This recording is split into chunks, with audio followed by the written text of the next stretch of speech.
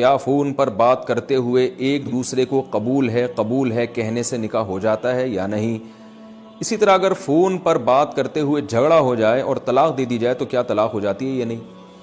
جی، phone پہ بات کرتے ہوئے مرد نے اگر بیوی کو طلاق دے دی تو طلاق تو بہرحال ہو جائے گی، کیونکہ ثلاث جدہن جد وہزلہن جد، رسول اللہ صلی اللہ علیہ وسلم نے ارشاد فرمایا تین چیزوں میں حقیقت بھی حقیقت، مزاح بھی حقیقت۔ یعنی اس حدیث میں آپ صلی اللہ علیہ وسلم نے بتا دیا کہ طلاق میں اللہ نے الفاظ پر حکم کا مدار رکھا ہے، کیسے دی جا رہی ہے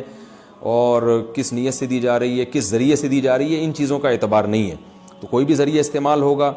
آپ بس زبان سے جب الفاظ نکال دیں گے تو طلاق ہو جائے گی، اور ریٹن میں لکھ کے دے دیں گے بیوی کی طرف منسوب کر کے تو بھی ادا ہو جائے گی۔ رہا مسئلہ نکاح کا، تو فون پہ نکاح ایک مخصوص طریقے سے ہوتا ہے۔ ایسے ہی آپ نے کسی کو کہہ دیا، کسی خاتون کو فون کر کے کہہ دیا کہ